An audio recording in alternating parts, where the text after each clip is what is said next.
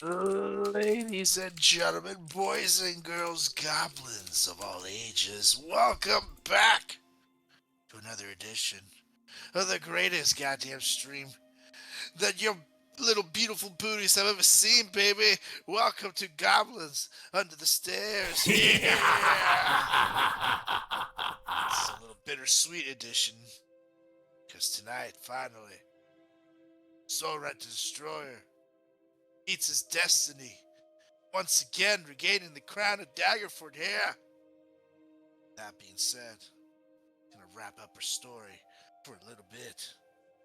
However, let's end this with a happy ending. Oh yeah! You got Sora the Destroyer here with my epic wrecking crew of destroyers. You got Oma Chaddington. You got Fang the Mag. And now to lead us on the final chapter of this adventure here. It's the greatest goddamn D&D DML land. Oh, I'm dying. It's Nate Gonzalez. Take it away here. Boo, Jesus. boo, boo, boo. Thank you, Solrak the Destroyer. Don't smoke, kids. Yeah, seriously, I'm sorry that Narvi got apparently a hold of you at the last battle and really Woo! grabbed that voice box of yours. But welcome, Thork likes to everyone. be choked. Like a professional, he finished the intro before he died. That's right. That's right. Welcome, everyone, to tonight's Monday night final edition of our campaign 1 of Goblins Under the Stairs. Happy to, well, it's bittersweet, I guess, but glad to have everyone here and be wrapping this thing up with the glorious sunset setting over Daggerford. And I guess I can take care of a quick little recap of what happened the last time over the Wait, events. you're not going to offer inspiration for recap? I mean, if you guys want it, it might come in handy this game. You don't really know. Uh, regardless, though, the last game we wrapped up as the adventurers found themselves in the phylactery vault of Narvi, the evil lich who has been trying to turn the Sword Coast, all of Faerun, into his own funeralopolis, a land to rule the dead under, and usher in this new epoch of darkness. And little did he know that the Wrecking Crew, they were not about to let this slide. And the Wrecking Crew, of course, dealt with Narvi the best they could, killing him, destroying him, and his master, Houster Blackcloak, destroying the phylactery that held the soul, the last vestige of Narvi. And in that final destruction, you guys heard his screams and saw the vision of him getting ripped apart as his soul has been destroyed completely. And as you made your way out of the castle of Daggerford into the streets, where once the massive black moon loomed overhead, you guys walked out to the sun beginning to rise, and the people of Daggerford and all of the Sword Coast screaming and chanting your names in unison in celebration. And with this celebration, as they're all chanting, "Wrecking Crew! Wrecking Crew!" You guys can't help but feel this overwhelming emotion of pride and just happiness and peace in this moment as everyone's chanting your names, and the chanting grows louder and louder, and eventually the chanting gets interrupted by two voices yelling out for Solrak specifically. Solrak! Solrak!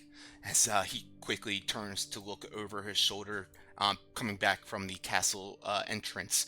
He looks over to see his two friends, Luke and Johnny Gonsbauer, approaching him, both looking quite frantic, wide-eyed in this instant. And Solrak, and they call out, "Solrak! Solrak!" And trying to get your attention. I look over at them. What, guys don't want to join the party? Because I don't sense, what's going on. They kind of like Johnny's mouth goes wide, and Luke looks back and towards the castle entrance and kind of just points back to the doors. And you look back there, and you see a gilded light surrounded around a humanoid form begin to walk out from the doors. And you guys all kind of, yeah. Stop for a second. And, we're being carried and shit. And I tell the person to let me down. And I start to walk towards the figure to see if I can see who it is and make out who it is. As you begin to walk towards it, at first you just see what looks like a white silhouette almost with shining this gilded golden light. As you get closer and closer, your eyes beginning to focus on this light and adjust, you see the figure come into focus to you. And you see your mother standing there, wrapped and enveloped in this brilliant divine light. As she just begins to slowly but very peacefully make her way out of the doors of the castle and in your direction. I'm like in shock for a minute, and all these visions that I've had of her, some good, some bad, come flooding through my head.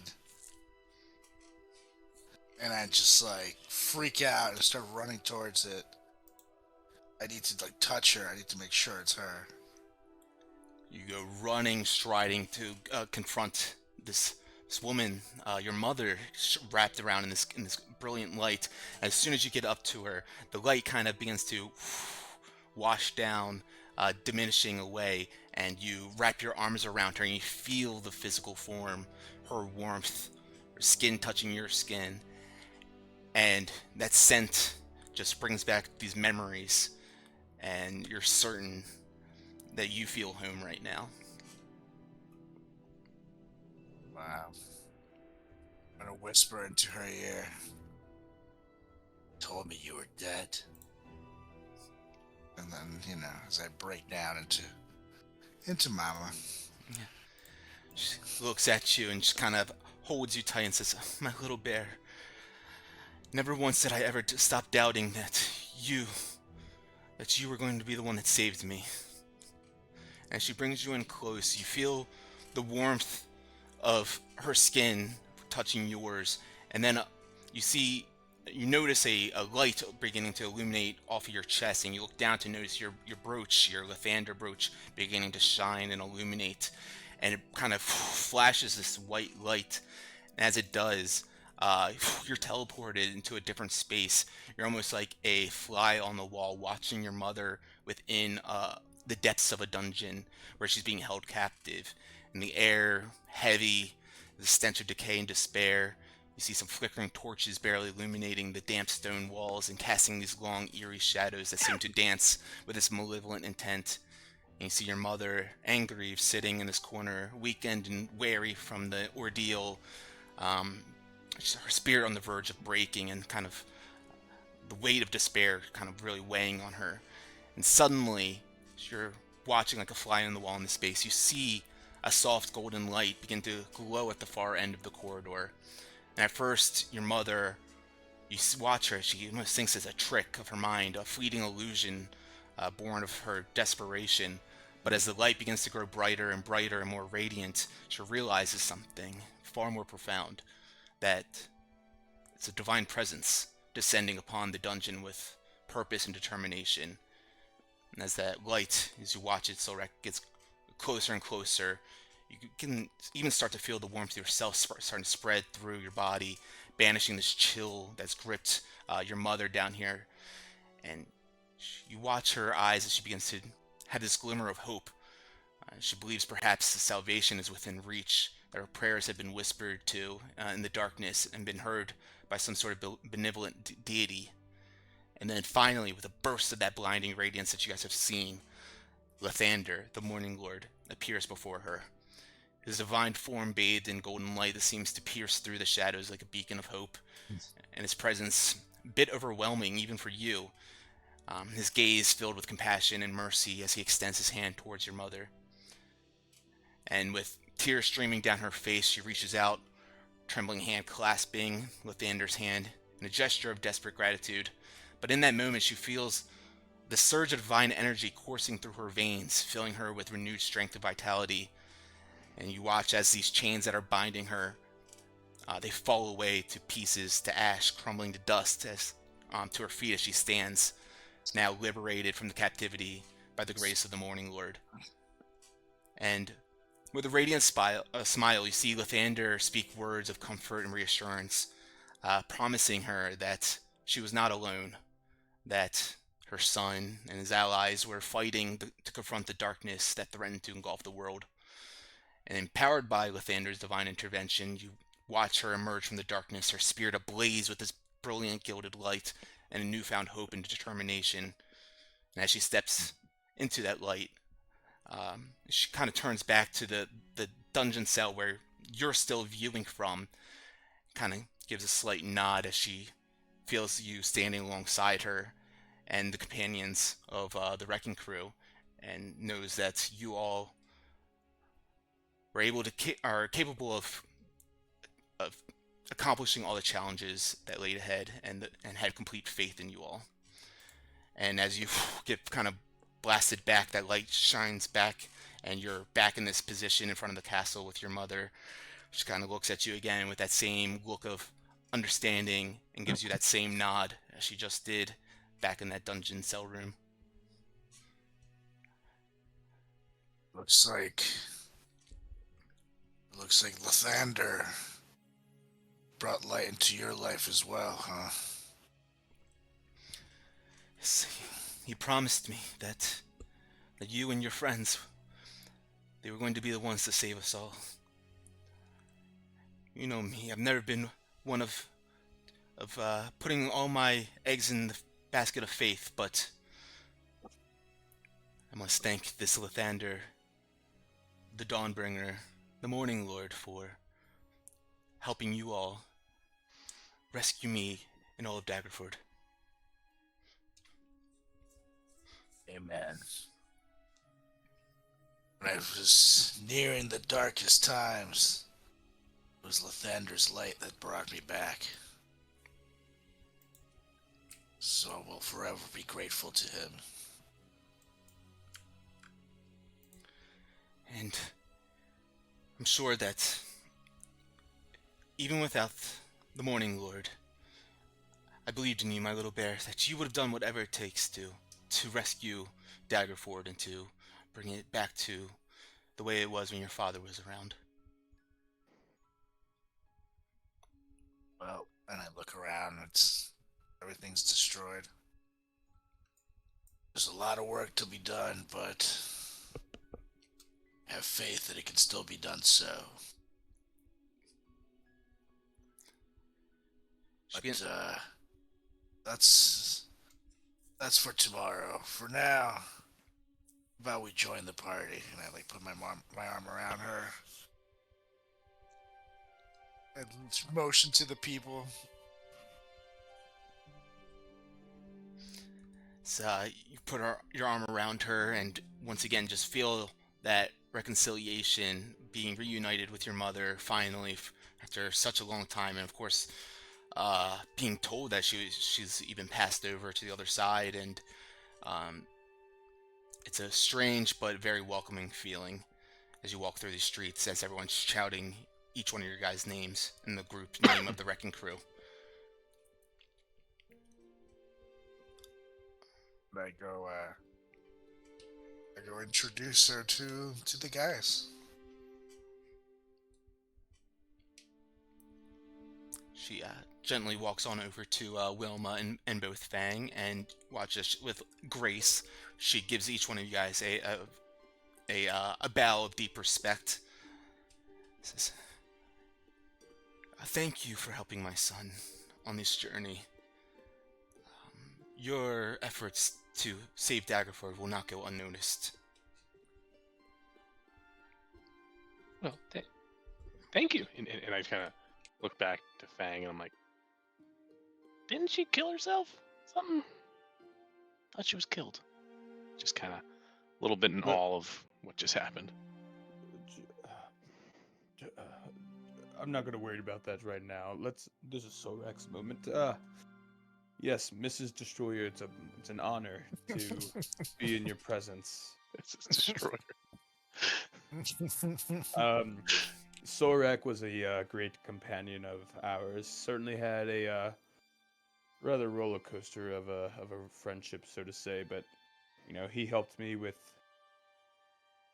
I guess, my desires and Don't make eh, it weird. not like that. Of course, I'm surprised you're the one making it weird, not Wilma. You get what I'm Well, saying. But I'm he helped. I'm just He glad the helped us. queen's back. Right, right. He helped us. We help him. He scratched my back. I reluctantly scratch his hairy back. But I said, don't make it weird. This is sorry. just. Mom, we're not gay lovers. He helped me kill a lot of stuff. I wouldn't judge you, my bear. That's why we always called you Bear in the first You place. call him Bear too. Oh, how sweet. Yeah, And he then he I helped just him kind of kill pat restrictions that Thorak back. society placed on him. That's right. Wait, what? Well, come, let's celebrate with the town. It's truly an honor to see you uh glowing, so to say. So let's celebrate this moment, shall we?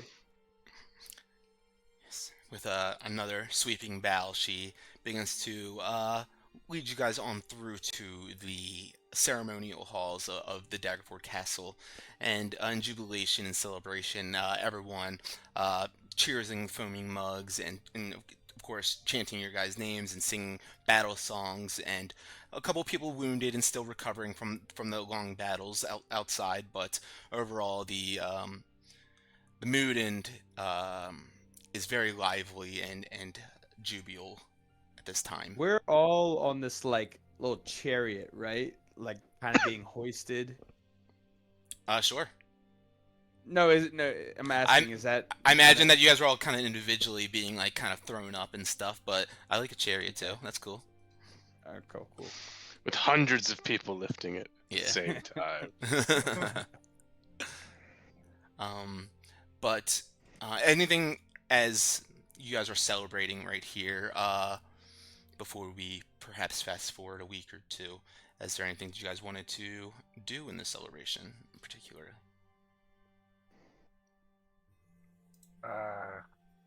Once I have everybody together, we just basically want to do a quick speech for the peeps, let them know there's a new light, Daggerford. Absolutely. So I would stop everything. Say, people of Daggerford, there is a new light in our world.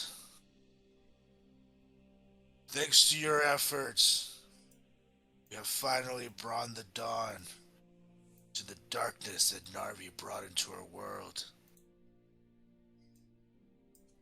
However, now that the battle is over, the true work really begins, and that is to rebuild. Even though we were covered in darkness thanks to Narvi and Rubius, I promise you that as we rebuild, we would make Daggerford once again be a place you can be proud of. A place you can be happy. And one where you and your families will once again rejoice. That is the promise I make you as your future king. Daggerford, we must now be stronger than ever and unite more than we ever have before, because the troubles are going to be stronger than ever. If we don't stick together, well, might as well just crumble in defeat. To a new era, to a new world, to one can finally rejoice in peace. My arms up. The town.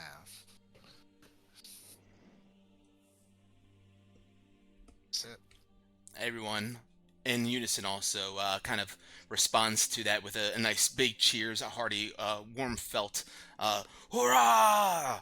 As everyone's kind of got these foaming mugs spilling on over, and everyone joining in this party after this lovely speech given by the prospective king. Um, as you guys all join in this celebration and have a lively time this evening, the restorations and um, the acts of restoring Daggerford back to its original state have already begun. People working hastily to clean up the streets, make sure that the dead are buried appropriately, reunited with any lost loved ones, and that the atmosphere is becoming more and more welcoming by each minute. And anything that Wilma or Fang wanted to do during the celebration before I, moving on a little bit forward.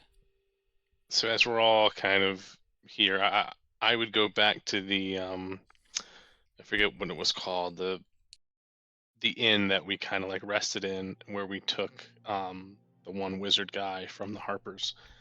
Um, just to kind of, as we pass through, I would just kind of sneak off and duck in there and go and make sure he's safe. And also, while this entire thing's going on, I'd be keeping an eye out for the red wizard that kind of gave us the secrets and defected.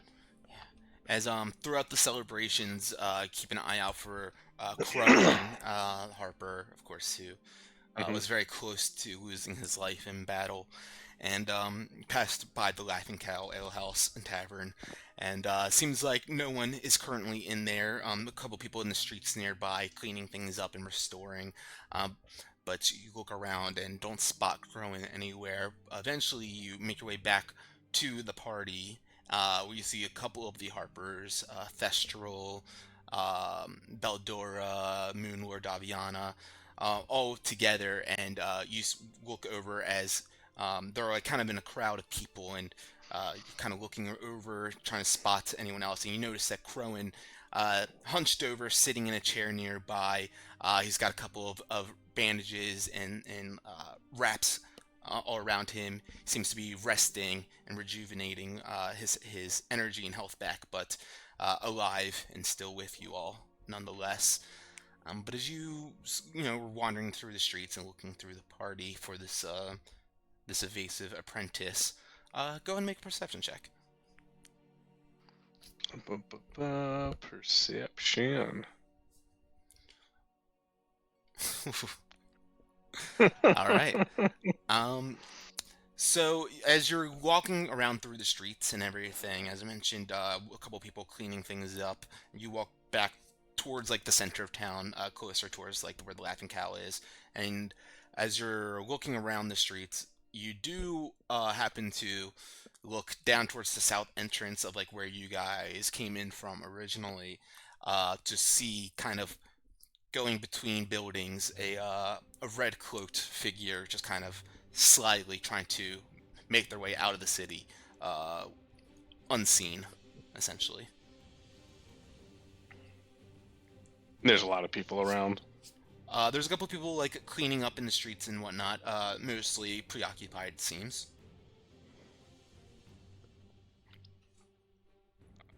I would follow her just for a little bit until maybe there's like a section where there's just her and me, like other people can't quite see her. And I would basically shoot off like a guiding bolt, but to miss her, like just kind of like behind her. So she kind of turns around just to see that, like, and I give her one of those like Yeah, as this guiding bolt blast off and streaks into the dirt and kind of like leaves an impact mark and puffs up some of the dirt into the air.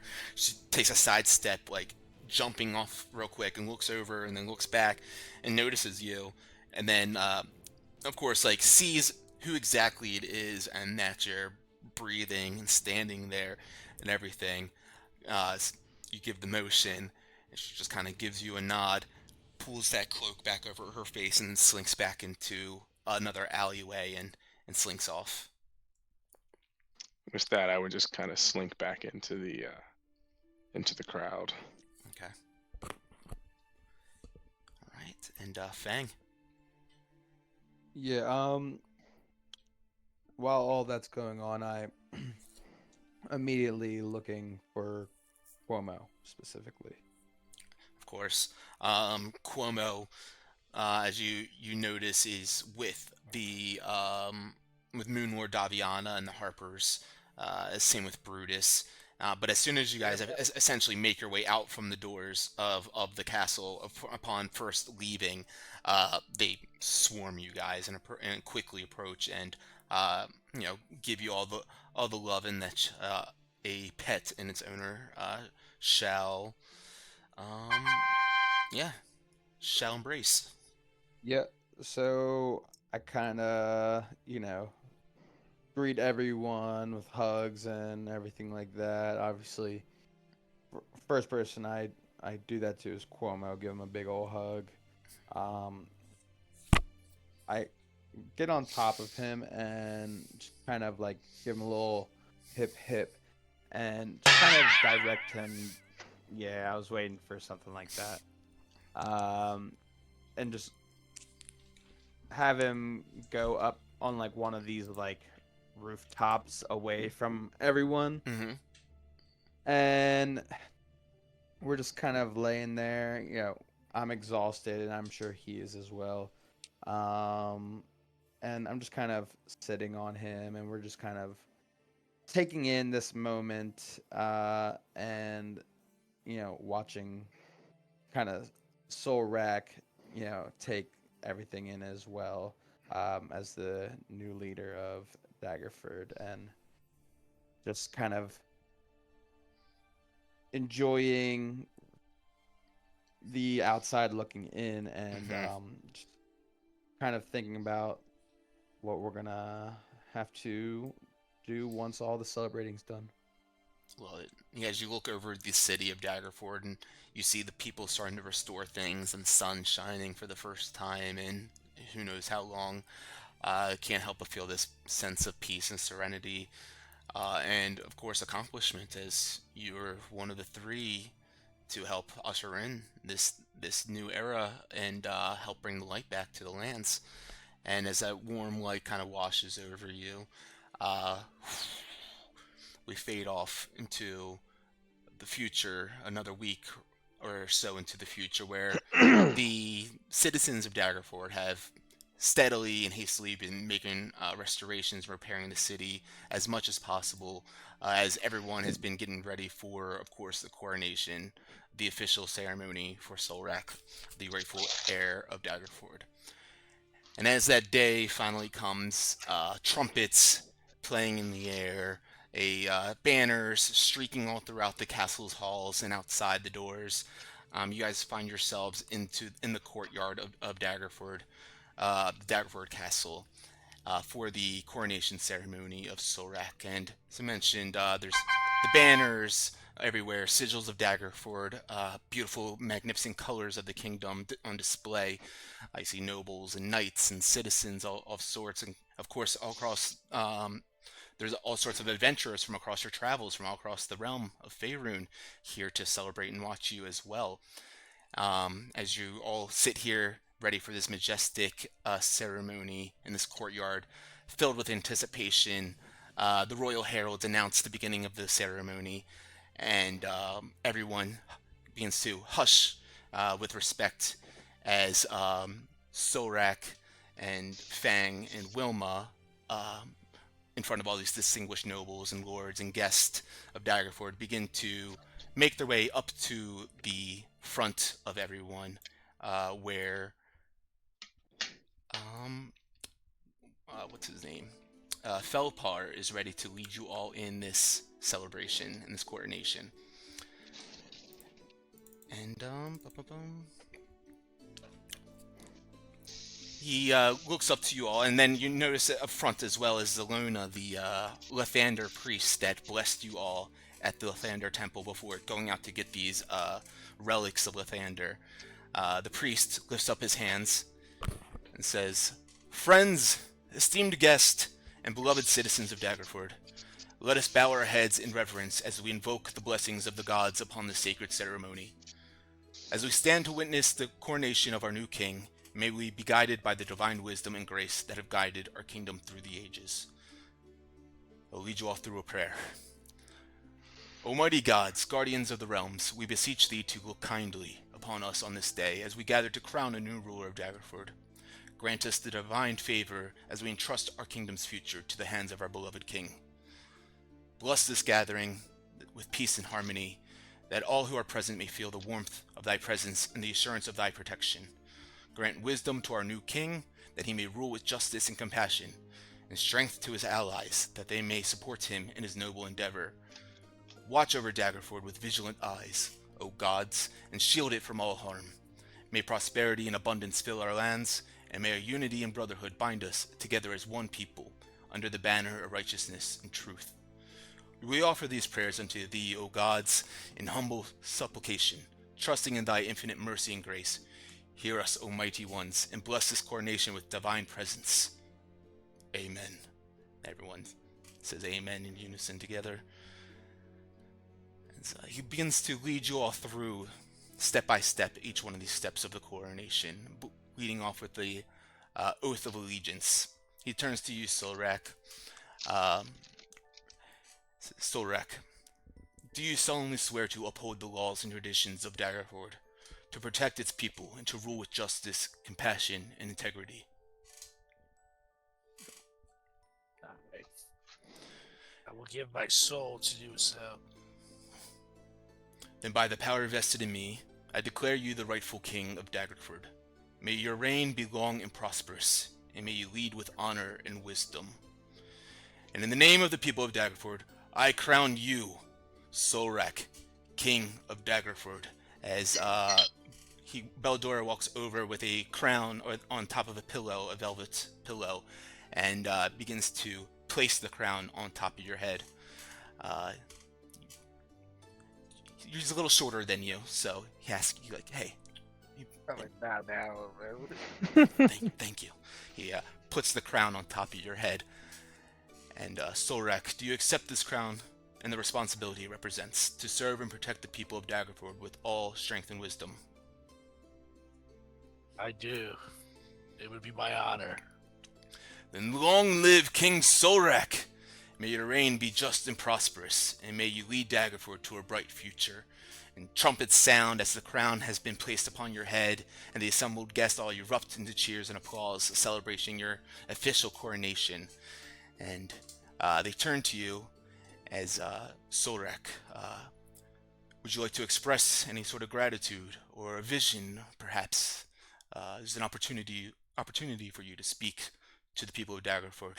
Acknowledge and address them, if you will. I think of only one thing I can say to express my gratitude. And that's hey! And I just roar for the people. Everyone And I kind of, said- yeah. Hopefully they roar back. Yeah, they definitely roar back. And my people of Daggerford, now that it's official, the work commences. I, as your king,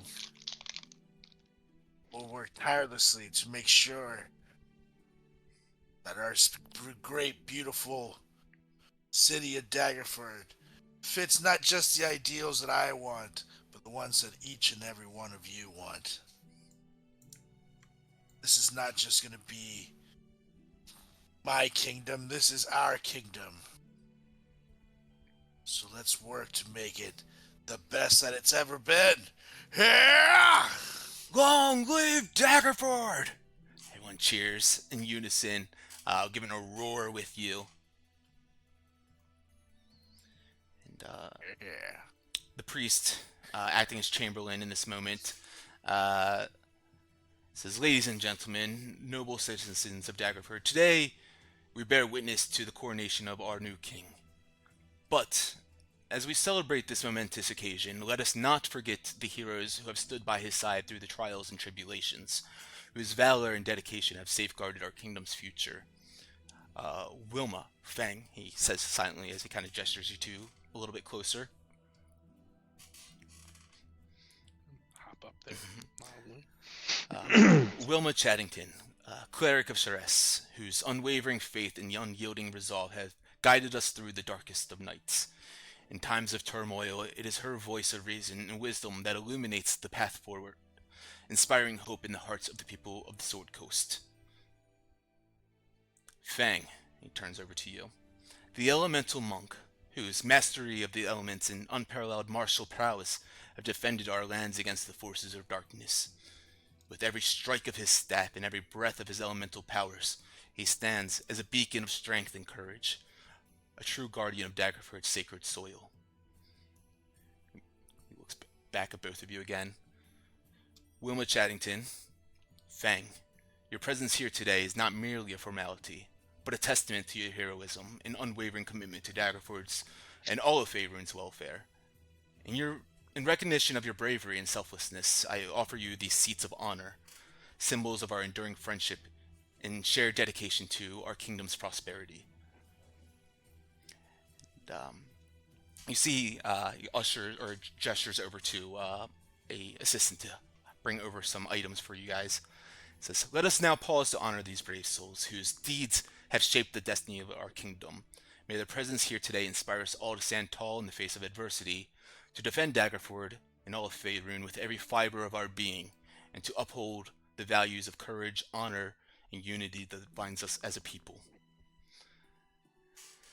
Yeah.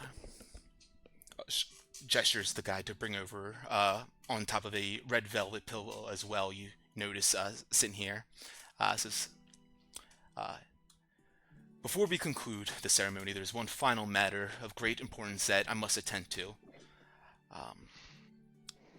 To those that have supported our King Solrak on his journey, I wish to honor these two individuals whose courage and dedication have been unwavering." It says, "To Wilma Chaddington, I offer this sacred tome containing ancient teachings and prophecies, symbolizing your role as a keeper of knowledge and a beacon of enlightenment for the people of Daggerford and the Sword Coast. As a thick tome with some strange arcane symbol gilded and stamped on the top of it is passed along to you." I accept it. Just kind of, professional. And I whisper into her ear, "Now you can stop robbing my dead family heirlooms." And I kind of look back over to him and said, "This came from your dead family?" Just a big smile on her face. And to Fang, as you watch, he nods over to the gentleman to hand over this beautiful staff. He says, "I present this masterly crafted staff adorned with elemental motifs, representing your mastery over the forces of nature and your steadfast commitment to defending Daggerford against all who seek to harm it." And he taps it down once, and you watch as these wings fly out, and they're designed with these beautiful galaxy-like stars on them, very much like Cuomo. He closes the wings and puts the staff in both his hands, holding parallel to the ground, extends them out to you. Wow, this is beautiful. Thank you. I accept. Looks around at everyone. Please join me in applauding Wilma Chaddington and Fang for their bravery, loyalty, and unwavering commitment to not only Daggerford, but all of Faerun. May these gifts serve as a reminder of their importance and significance in our kingdom's future. As everyone applauds and gives great cheers to everyone. 20. Everyone's, very excited in this moment. And he looks back at you, Solrak, now and says, "As we near the conclusion of this momentous occasion, I am reminded of the importance and unity of cooperation in the face of adversity. Today, I stand before you, not as one, but as a part of a larger community. A community united in its commitment to the kingdom of Daggerford and its people. Solrak, Wilma, Fang, you have all shown unwavering loyalty and dedication, and for that, he lifts up his hands to gesture to everyone. We are eternally grateful. Today, let us affirm our shared commitment to the prosperity and well-being of our kingdom. Yeah. Yay! Raise my I arm take a again. bow. I just And- hold my staff up. It says, and may the gods grant you wisdom, strength, and courage in the days ahead, and may they watch over Daggerford with benevolent eyes, guiding and protecting us always. Amen. Everyone says Amen. big old amen. And as everyone begins to cheer and everything, he looks back at Solrak. The stage is yours if you have any final words. Turn back and I say, the time for talking is over. The time for the work has begun. But first, I look back at him with a big old smile, and I give the guys a double-eyed wink. It's time to party! Yeah! With water. Everyone erupts with the cheers with that as you yell, and everyone in unison, "Long live Daggerford!" And everyone begins to stand from their seats, erupting with cheers, and begin to depart out of the courtyard with their spirits uplifted and their hearts filled with the hope of the future. And everyone begins to make their way back into the dining room areas. I'll just clear all this fog off here, and of course, a lively, beautiful feast and jubilation is happening for the rest of the day as you guys are here for celebration. But as you guys begin to make your way on into the room to begin to drink and to celebrate, you're stopped by the one and only Harshnag the Grim, who boom. Oh shit! Walks on over and says, "Look, I know that I can't speak on behalf of all giant folk, but the lessons taught by you little folk here, the way that they treated me as one of them, well, make sure that Daggerford is protected by the giants of the frost and the storm for all eternity, for as long as Solrak and his rightful heirs rule over this kingdom." My hand in my heart. I look at my friend, and I promise that you'll forever have an ally here in Daggerford, for as long as my bloodline lives. We owe you more than just friendship. We owe you our lives. And we'll be forever grateful.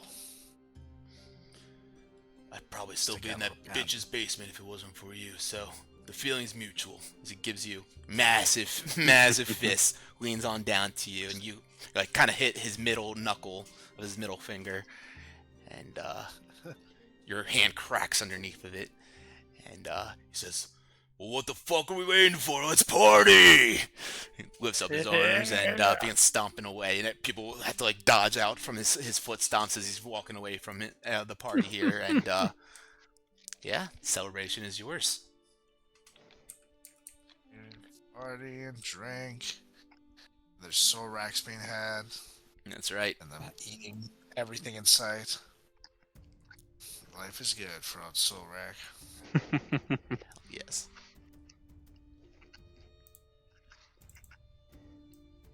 So, Fang, have anything they do after the ceremony has completed? You begin to party.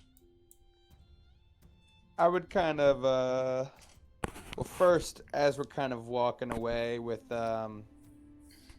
Solrak, Wilma, and Mrs. Destroyer, I kind of wait to look out of my corner of my eye to wait to see when she's kind of looking in the direction of Solrek and I give him like one of those like fake kisses on the cheek with like my thumb like in the way. And I'm like, mwah! Good job, buddy. And then I wink at his mom. And then I just kind of walk away and wait up for Cuomo, Misa, and Master Kuki. And I'm like, Master, Misa, one thing I've learned with the Wrecking Crew is that they like to party. And, I stayed firm for a while. And then, they kind of got me to try this Golden Gulp Ale. And telling you what, they put me on something there. So, Master Misa, I apologize if I start to act what they say a fool, but I will be partaking in today to celebrate Solrak and Daggerford and quite frankly all of Faerun. So excuse me, but I give him like a big group hug and then just like kind of running and like pounding like my staff in the air.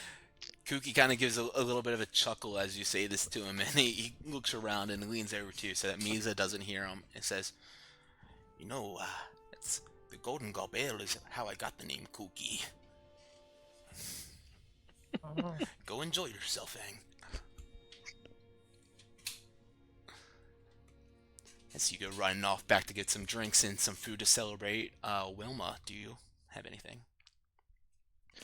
So I imagine I would, I'd partake in the party, and I'm drinking out of my special Shara shot glass, and each shot is basically like a pledge to my god, and she's loving it. I'm loving it. It's great.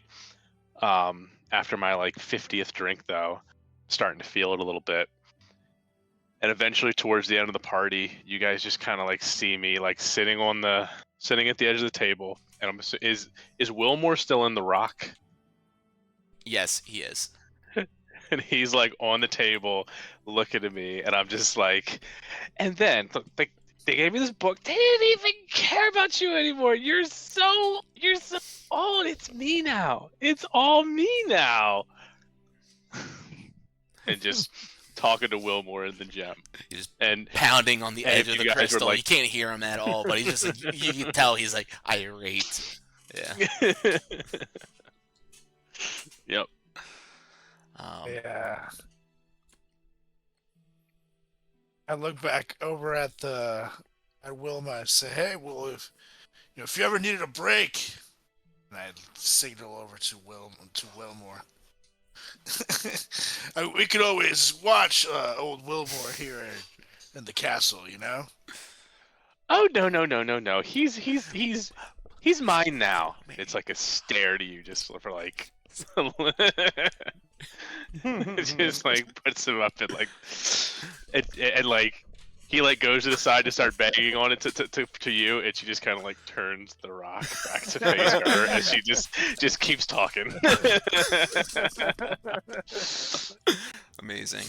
Say, well, no, efforts have already begun into finding the necessary stones to bring him back. So hopefully he'll be out of that in no time. And I don't say that loud enough for him to hear me. Hoping he catches that. But her ears perk up, and she's like, "Oh, I can't wait to get my hands on him again." And she kind of looks at him again. Well, as the coronation ceremony in Daggerford draws to a close, and the sun begins its gentle descent toward the horizon, it begins to cast a warm glow over the gathered crowd here. So, most of you guys still lingering out in the courtyard here after eating. And the newly crowned ruler stands before his people, in regal attire, shimmering in this fading light, as everyone's still cheering and applauding and having a great time.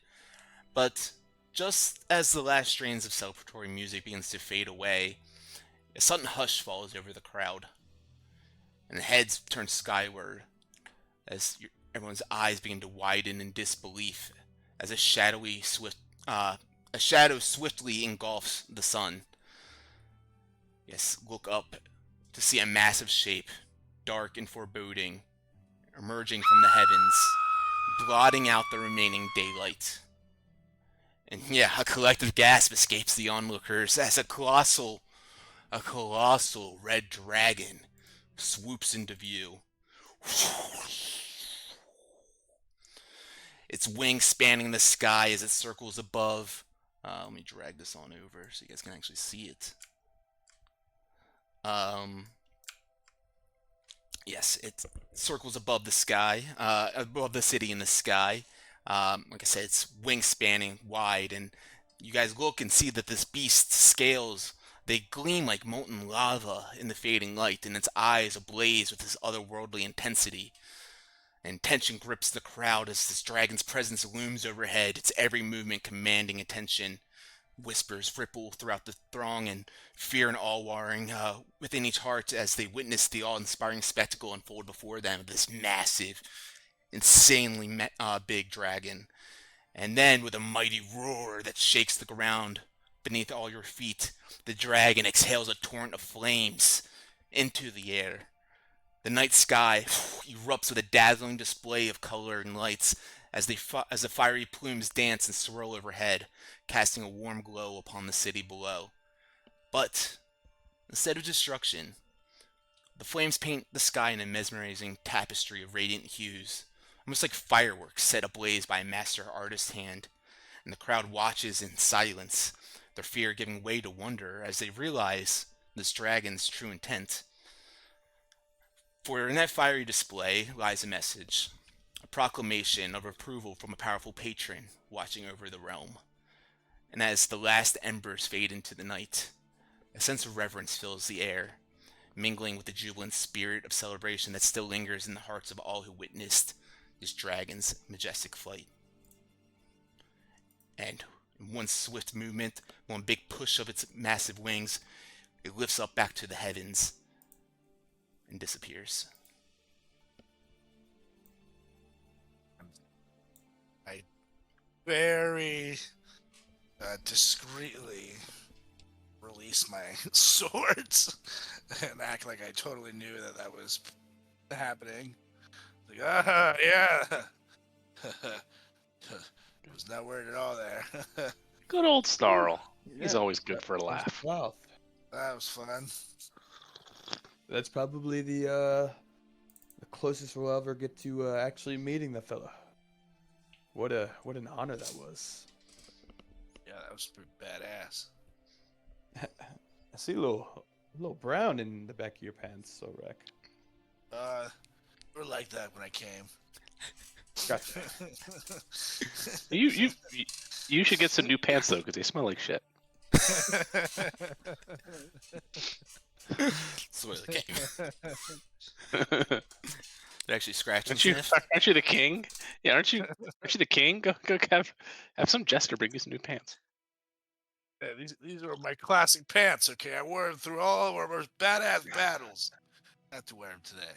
Never even been washed. Look. And then I show them all the stains. It's like Fair blood enough. crust, shit, mud. Oh, Fair We'll enough. we'll get you a royal shower soon. So as you guys continue to celebrate throughout the night after the sight of this red dragon, the sign of a proclamation of approval leaves your guys' sight finally, and you continue to party on through the night. Is there anything else you guys wanted to take care of while you're here in this moment? I would like a minute with my mom just to see how long she's around for, if she's gonna disappear, all that good stuff. Yeah, you go and find your mother, who's sitting near the head of the table after you've gone around and mingled and chatted with a bunch of the citizens and some of these allies you've met along your adventures. You go and you spot her kind of sitting there quietly by herself, and you go up and approach her.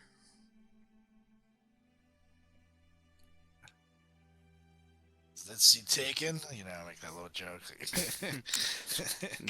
Taps it for you. Alright, Papa Squad. So, I couldn't help but notice that, you, have walked on the other side. But, our forms look a little different. So my question is, what are your plans for the future? Do I have to lose you again? Well, Silrak, did you ever lose me in the first place?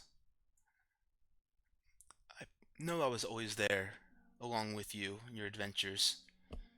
Right here. Right where it counts. And as long as you keep me there, you never have to worry about losing me, Silrak.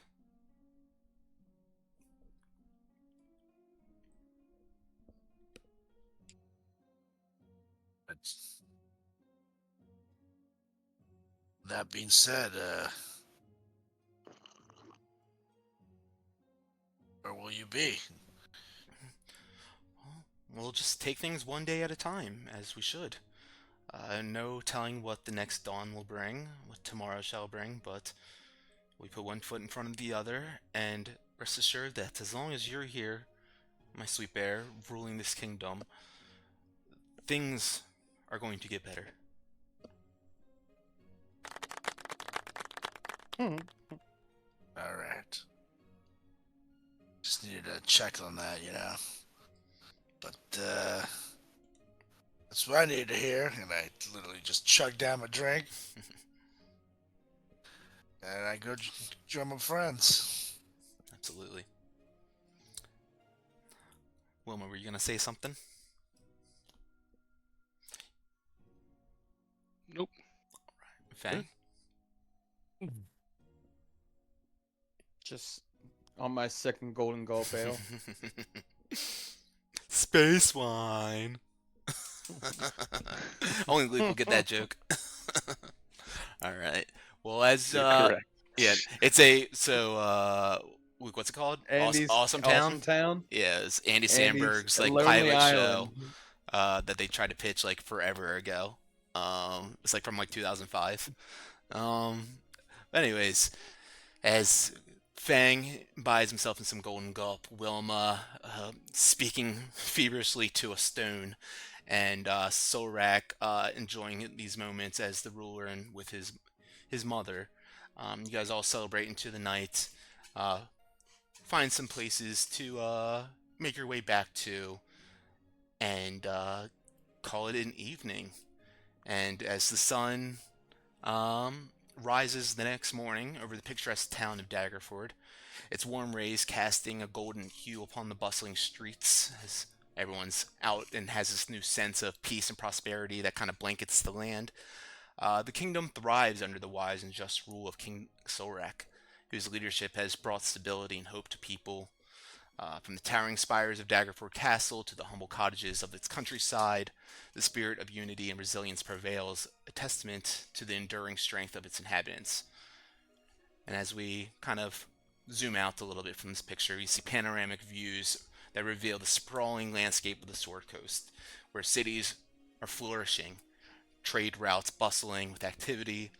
The once turbulent waters of the Sea of Swords now glisten with tranquility, mirroring that newfound harmony that reigns over the land. And from Baldur's Gate to Neverwinter, from Waterdeep to Candlekeep, the realms of the Sword Coast stand as beacons of progress and prosperity, their futures intertwined in the tapestry of shared destiny. But, again, as we pan out even further now, this vast expanse of the sea, we see a foreboding shadow looming beneath the surface. A massive black tentacle, its sinister form sliding silently through the depths. A chilling reminder that even in times of peace, darkness lurks beneath the surface waiting to rise once more. And so as the sun sets on this chapter of the Sword Coast history, a new journey begins. shrouded in uncertainty and mystery. For beyond that horizon lies an adventure fraught with peril and intrigue, where heroes will be tested, alliances forged, and destinies entwined in the eternal struggle between light and darkness. As if this was a movie, if we were to fade to black, there would be a haunting echo of distant waves, serving as that harbinger of the challenges yet to come, leaving us awaiting this next chapter of the saga of the Sword Coast. And that is where we're going to wrap up the campaign. All right. Let's... Can't go kill the tentacle now. Yeah. So, with that said, that is what we have planned for this session, but that does not mean what the Wrecking Crew has, they're all said and done, their story done and told.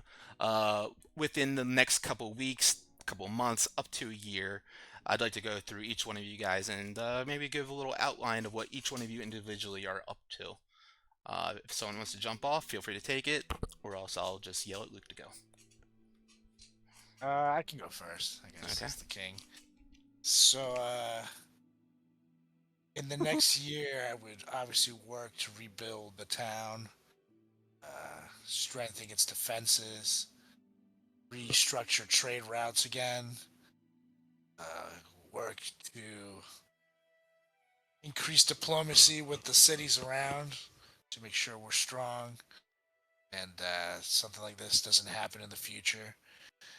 I would also begin construction on a monument to Lathander, as well as remodeling the temple of Lathander.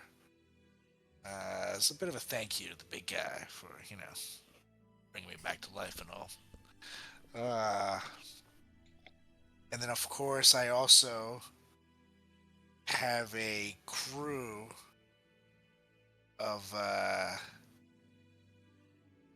people who know, expensive rocks and things like that, out in different lands looking for the particular stone that could be used to revive Wilmore.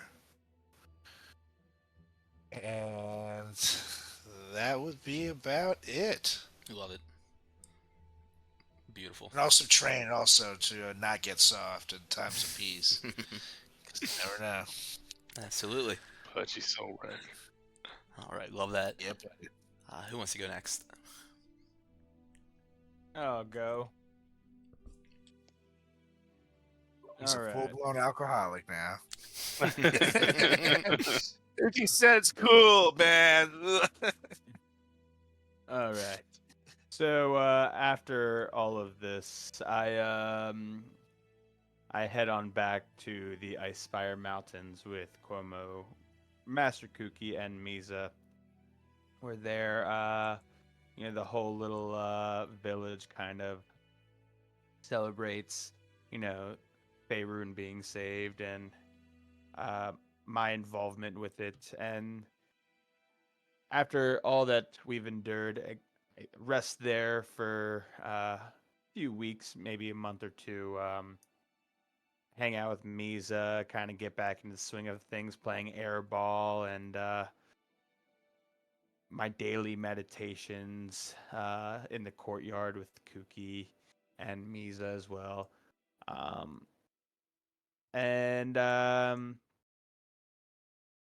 One thing that really kind of struck me was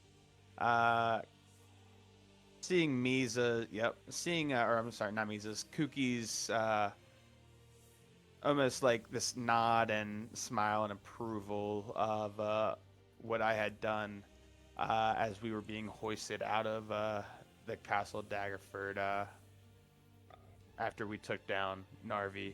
And that kind of hit home for me because when we had gone to visit him after taking out the fire giants, he wasn't so sure of my quest and everything, but it definitely made me feel as if I was on the right track, and I had to keep doing what I have been doing, and that is keeping lookout of Faerun.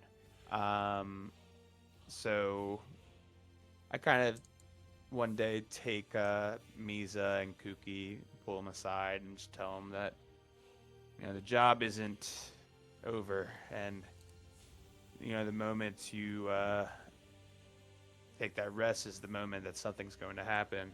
And if you stay ready, you never have to get ready. So Mm-hmm. that's where Cuomo and myself decide to take back to the sky, which is how I actually ran into Solrek and Wilmore.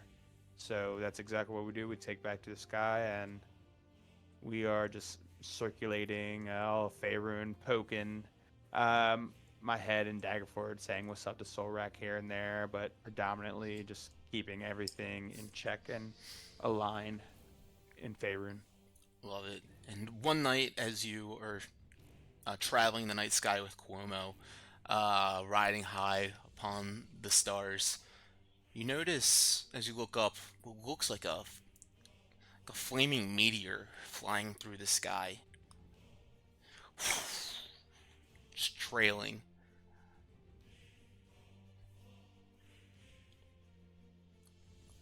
As you begin to observe closer, maybe you pull out a set of binoculars or something like that to observe it from a distance. You notice that it is Duke Zalto screaming bloody hell, flying through space, flaming back, flipping up and down, inside out as he just flies through wild space. And while I see him and realize it's him, I just kind of smile. And as the meteor's kind of going past us, I just pull my staff out and pretend it's a little gun. I'm each time it goes past, I'm pew, pew, pew. Amazing. As he just fades out into the distance. You cannot see him any longer. Love it. Wilma. So I guess Wilma being a Haragon, she would kind of go back to her mask and her Francesca state and kind of retire Wilma for a little bit. And she would do what Wilma wanted to do. She would go and franchise the Wrecking Crew bar and grill. And they would go everywhere. There'd be one in Daggerford, there'd be one, by the Storm Peaks, there, everywhere. And she starts generating just so much wealth from this. And it's, each one, while different, has its same kind of aspects, right? The house drink is a soul rack. There's a little temple to Shiras upstairs. People say there's bunnies in the basement, but nobody knows what the hell that means. They've got food on the menu. They've got, Fang sticky fingers, which are just mozzarella sticks with with maple syrup instead of Amazing. marinara sauce. And and she really just goes about preaching the legend of Wilmore. And even to the point where in some places, in the South where he's from, she actually you're an artist, Nate. What's it called? She commissioned Thank you. a couple statues of his historic feats. There's one with him with a bow reaching up into the air to tell the legend that when he shot down the rock out of the sky. Yes. There's another Yeah. there's another one of him just Totally. dripping with fire and burnt out from the time that he single-handedly destroyed the god of fire, or the Duke Zalto. And save the worlds. And then there's another one of just him holding a red cape about how he killed Narvi and saved all of Faerun. And they're just sprinkled out, and she pays for it from all the wealth that the Wrecking Crew Tavern generates.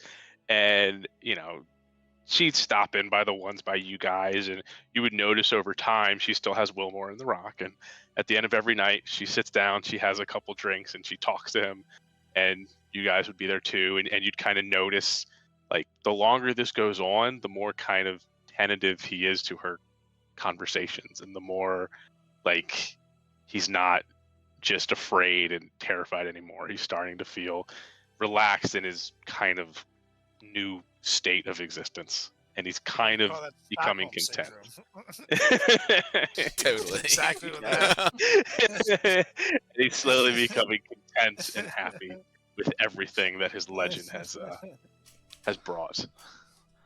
Love that. And yeah, the legend of Wilmer Channington will not soon be forgotten across the Sword Coast, as Wilma makes damn sure of it.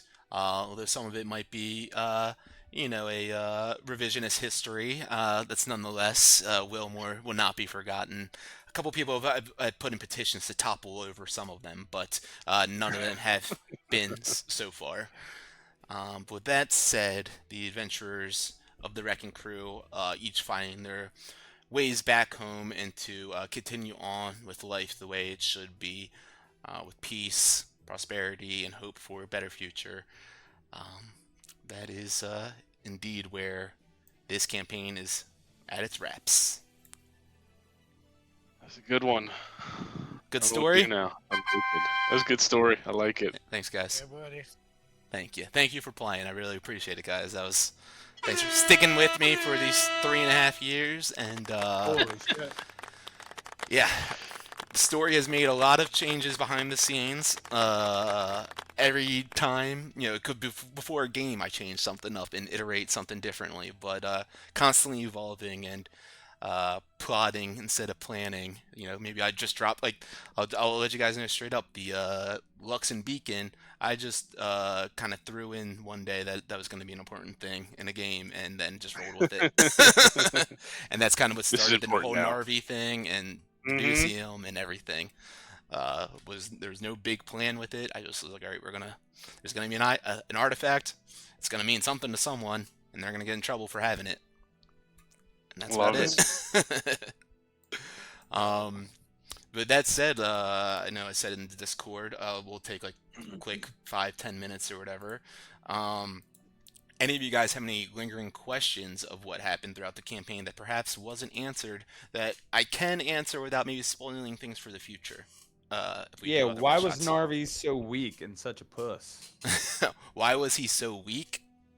That's because Solrak the Destroyer fucking slashed and bashed him. If it wasn't for you Yeah. guys, if it wasn't again for me Yeah. making up on the spot a Heartlight, Starlight, Ambrosia thing, for you guys to have a long rest, you would have been done skiing for that That's adventure. very true. And I think I hit him with like 4 nat 20s. That too. So I think But Wilma was down to like 20 health at the end of it and stuff, and We would have been dead because I didn't have any spells after the first fight. yeah, so things So could have been a no whole one lot got different. anything.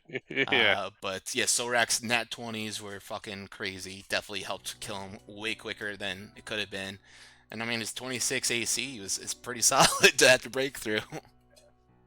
I know. It's Yeah. good. That was good. What happened to the bird? So the bird. Or the pupus of. So what happened was Luke Ganj, as you met Fang that night after going into the Temple of the Allfather, of course, Luke Ganj left after feeling a little bit of the psychosis taking over him. You guys fought inside of that temple of this aberration, a star spawn, emissary star spawn, which is another creature of the aboleths spawning, essentially. And so with that happening, Luke Ganj kind of went crazy and leaned in towards the aboleth's ways. Of course, the aboleth Usith was a patron for Luke Ganj, as Luke Ganj became a warlock under his powers. And so Luke Ganj decided to leave and find Usith and join up with him. And that was like in the notes. Let's see, the Astral Sea. Let me see if I can find it. Tranquil waters flow beneath splendor, but the astral sea shines the brightest and endlessly, was in his cryptic message, which was speaking about literally the waters beneath Waterdeep, where you guys did end up finding him. Tranquil waters flow beneath splendor, the city of splendor. So those were the waters there. And then the astral sea shines the brightest and endlessly, because he wants to be as like the aboleths are, reborn in the astral sea and live eternity in this kind of realm for him and his type. So when you guys saw him, he was in the aboleth spawn state. He was in the transformation state of becoming an aboleth himself. With you guys killing Usith, kind of put him in a position of power to take Usith's seat here in the material plane, as Solrak mentioned before, that once you kill an aboleth, it doesn't fully die. It goes back to its plane of existence, and it can live there. It gets reborn there, essentially. So he wanted to go on and live on into the astral sea. Mm. Gravy. Yeah. As far as, yeah, so I think that's pretty much everything covers with that for the most part. Yeah. Is there? So I would say from like weeks 1 to like let's say 70.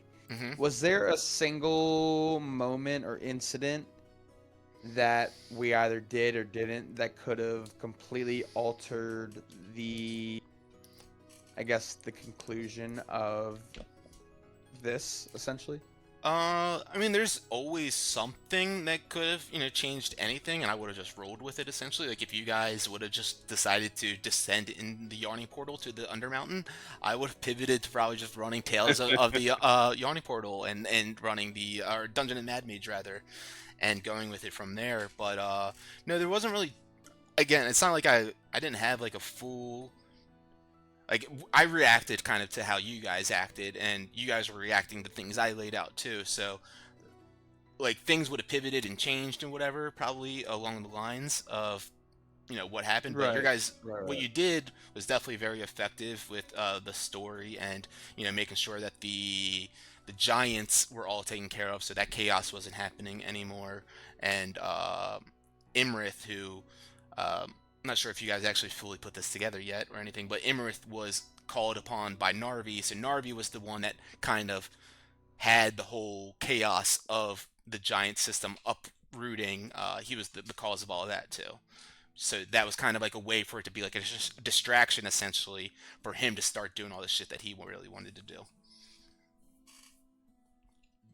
Does that answer your question? Yeah, it's pretty much exactly what I expected. Gotcha. Is there still a couple of the 7 out there? Presumably, perhaps, but I'll let you know that Trobriand, the Metal Mage, the lower half of his body was Tross, the Blood Hunter. So Hilarious. So what Wilmore knew about the 7 is, like, of course, and what you guys learned from Kolbaz in general was that he was considered the metal mage, and he wore the suit of metal and was like kind of experimented with torture devices and things like that. So one of the other 7, not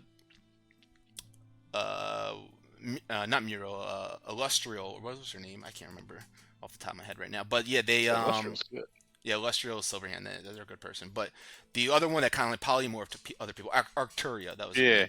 Yeah. They're the ones that meshed the two of them together. And also Arcturia is the one who helped Bork Nork with a lot of the assembling of. Hey, what the fuck's up with Bork? Okay, so Bork, you guys trusted him too heavily. He was this alchemist that you guys told about, that you had this secret element that no one else had, extremely powerful. You told him all about Narvi and everything. So one night while you guys were sleeping, you went in your bag, took all your Ducium, and then continued on hanging out with you guys, blah, blah, blah. You guys didn't search for the Ducium the whole time he was with you. You're muted. Oh, You're muted. When he left, he went to find Narvi, because of your guys' guidance and everything. I was like, hey, this is what I have. I want to be on your side. I can help you. I know about these people too. I want to help you make these he wanted to make things because that's like what he does. And so he made all those like those what do you want to call it? The skin guardians or whatever, the flesh guardians inside of the temple. Yeah. Yeah. Oh, so he's kind of still in the temple, I guess. You guys never, he ran away from you guys in the temple, and you never found him because there was like an explosion that you didn't follow after, and then yeah, remember that. We should go back to the temple, guys. Find Bork. Bitch better have my money. Right. I'm gonna put a wanted sign in town for his ass. Yeah, so No. yeah, he just he was too excited about the prospect of having this rare element that he can work with and the potential powers of it, and using his specialties, his expertise to the utmost ability with this evil being and being a part of this Patreon or whatever, this hierarchy with this new ruler of the land. So that was Bork's deal. Bastard. Is there anything else? Any other questions? I had like 17 questions typed out. So I think we got most of them. Yeah, so all right. So one of the questions you had was the one quest where a star fell in the mountains. Oh yeah. That was you guys were in Nightstone and you ran into a dwarf, Toralki. What did I call him? Troll Shield, I think was his name. It's crazy I can still remember this. But he had these massive goggles, a cigar in his mouth that he was chewing down crazy, and he was talking all manically. And he told you guys about a star fell from the sky into the hills. He was witnessing all sorts of high strangeness going on there. So what it was actually it was a nautiloid mind flayer ship that crashed into the yeah, mountains. you mentioned that. Yeah. And then if you guys would have went over there and explored it, you would have found some dead mind flayers and some mind flayer like other beasts that they had on the ship as like slaves. And then you also would have found like a psi crystal and a mind flayer like laser gun kind of thing too. Yeah, and you guys would have found out more information about the mind flayers in general earlier on than you did. Fucking laser gun. Hey man, I tried. There's a lot of like random thing like side quests you guys could have done that I just kind of like randomly threw out there that you could have followed and something fun would have happened with it. Of course, like the couple of dungeons I made that no one wanted to go into. Fucking those like Yeah, I just remember stopped. I that. just stopped doing that altogether because I spent like 5-6 hours like making a dungeon, making every room of it Like, and everything. boys are gonna love this. And then like you guys, no, we're not going in there. I'm like, okay, well I guess I'm never gonna do that again. Made it too scary, man. You gotta put like, oh, you walk in, hey, look, there's some gold. But again, There's some gold. You gotta like trink us in like dogs. there was a lot of good stuff in that first one, and in the second one that you guys missed out on, I was just gonna destroy all your weapons anyway, so it's all good. What was the second one? Because I remember the first one. It was after you guys met Definitely remember the first the one. 7 dwarves, and then they told you about these monsters. So there's a bunch of there's a bunch of rust monsters in the cave, and rust monsters have the ability to turn your weapons into rust, making them like lose points on like their abilities and everything. So could have been that. Sure. I got a quick question for you. Let's do it. I forget what that area was called, the crevice or something, where the monsters would come out of. Yeah, no. I think that is what it's called in water in not fuck. Why can't I speak? It's the top one. At the Underdark, right? No. Neverwinter. Neverwinter. You're right. Yes, Neverwinter. Yeah. So, is that still open? Yes, that is a What's going thing on that has with been that? open since like the Spell Plague. Essentially, it's just a thing that like exists there. Got it, but it hasn't. It technically is independent of Narvi and all that, right? It's totally independent of Narvi. Yeah, it's just there's a rift, exactly like a crevasse like ripped open into the southeast part, excuse me, of Neverwinter, and out of there it's like a portal to another realm, essentially another dimension, and these aberrations fly out of there all the time. It's actually part of Neverwinter lore in real Forgotten Realms lore. Totally. Yeah, That's all I got. cool. Yeah, Luke. Was there like a? I don't know if you're allowed to say this. Was there like an actual like set time that you had where, like, if we didn't stop Narvi, it was like, all right, Faerun's, turned to dark. Yeah, it would have happened for sure. Yeah, countdown, right? Yeah, but you guys did kill him, so it was all good. But no, like if like he would have, either TPK'd or if you guys would have taken too long to get down there and everything, like shit would have gotten real bad in Faerun for sure. But we didn't have to worry about that, and there's also the the time where you guys were, trying to take care of Talavar, and then once you got to Talavar's specific pocket dimension, that's when time started warping. It wasn't like in all the other places. So once that happened, it was like 7 days passed, essentially, like almost. And that's like when you guys got back and realized, oh shit, like we have like 3 days to take care of this thing now. And so if you would have dilly-daddled more after that, maybe try to get Wilmore back or whatever, it's very possible that it could have happened. Did us killing the mind flayers and everything change the anyway, or? Definitely. So like I described before, how Daggerford had like the black vines crawling all over the city. So that was like a sentient being, essentially.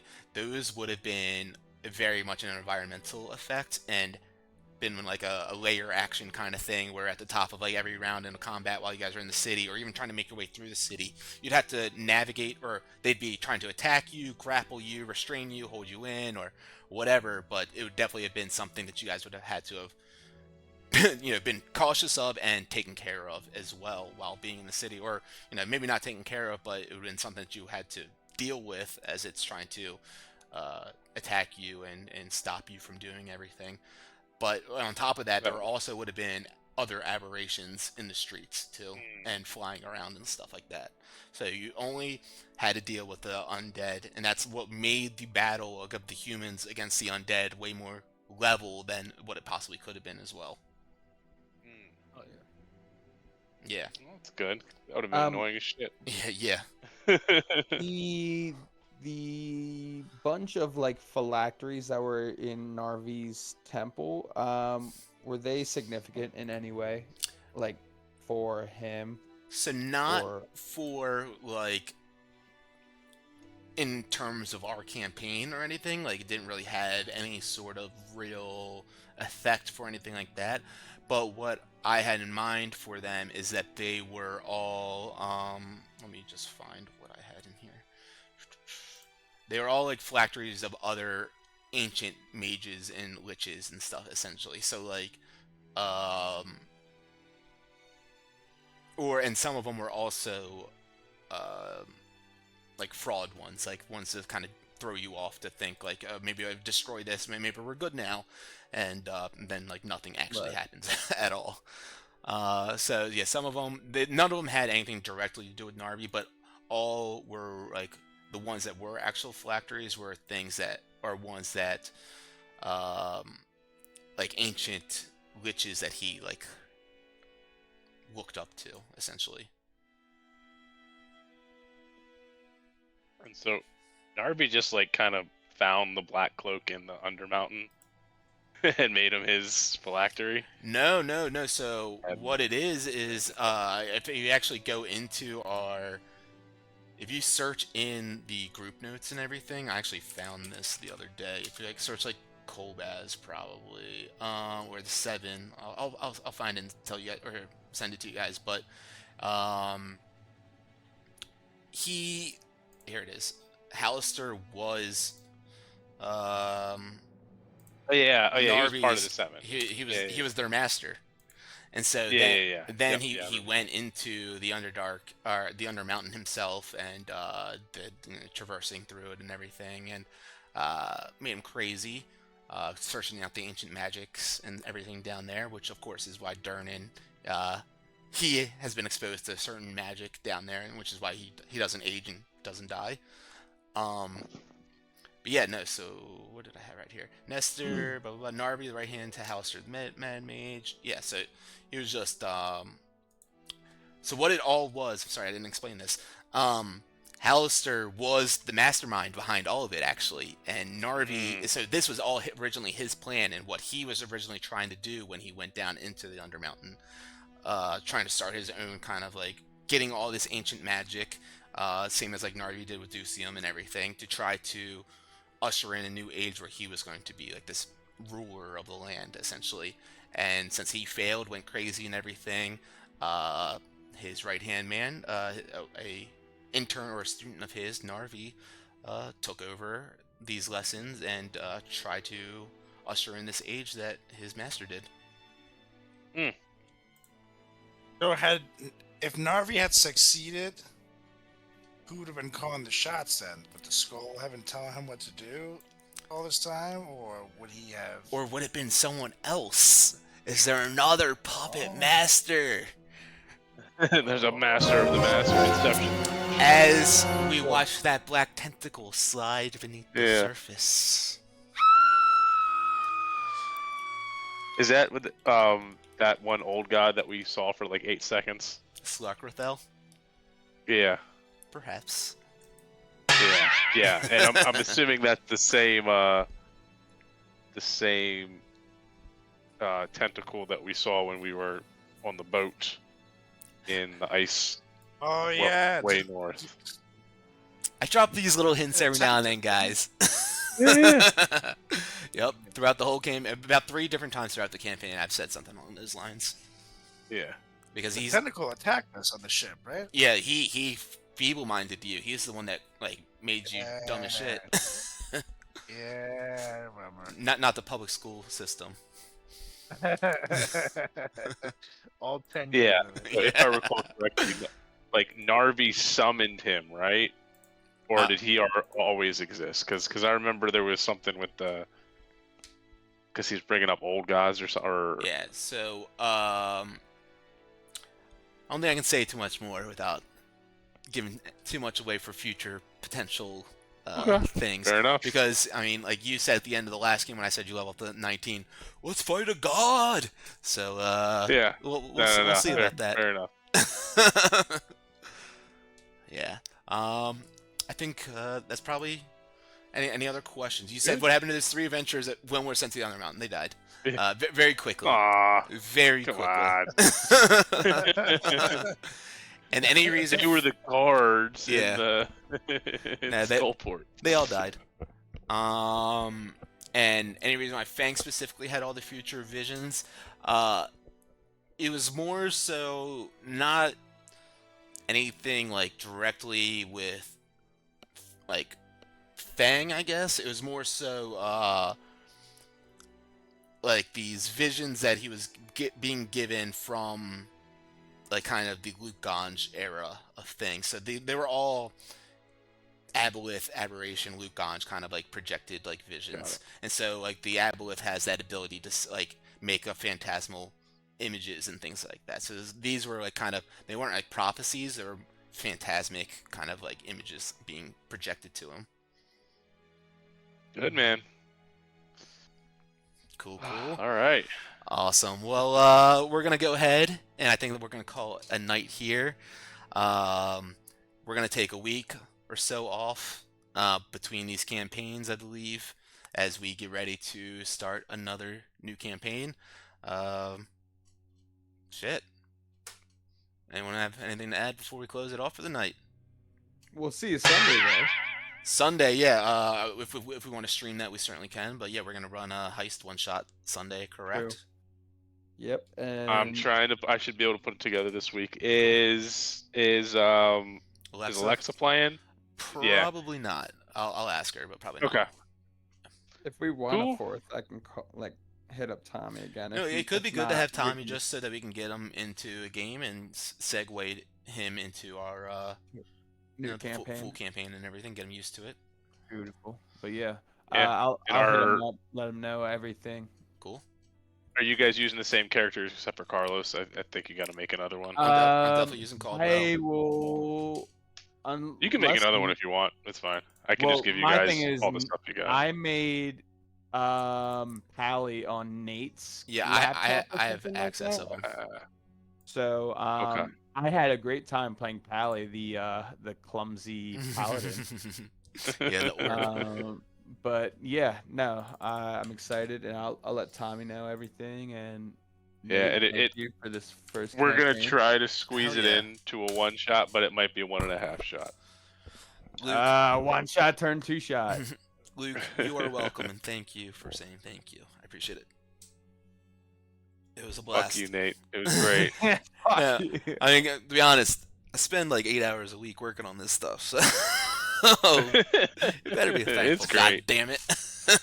Nah, this is great. This is definitely like the highlight of my week. Appreciate it.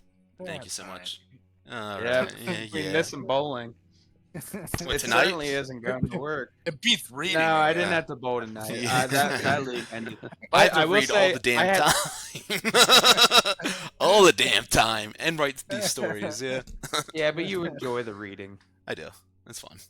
No, I will say though, I had a bowling tournament yesterday, and I placed top 4, I think. So Hell we yeah. win money. Fuck We yeah. win money. Titty money. Nice. Titty money. Love it.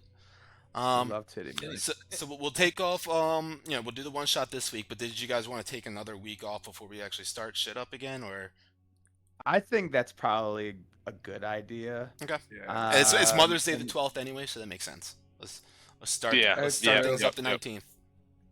Yep, that's cool. Deal. Cool guys. Well, Do we want to get a session 0 in between now and then, though? absolutely. Absolutely. All right. We'll do it. I We'll do it think- that week of the leading up to the 19th. Okay. Okay. Cool. So after Mother's Day, is that where we're kind of leaning towards? Well, so actually, Yeah, if we can do like an hour or so. And we'll have to add Tom into the group chat. Too. Yeah. yeah, I got him. I'll do it. But I was gonna say Lex is actually out of town this Tuesday to the following Tuesday, so that means I have full availability the 7th to like the 14th. If like You. if we wanted Nice. to do something in there for Fucking A. session I'll 0 or have whatever. May.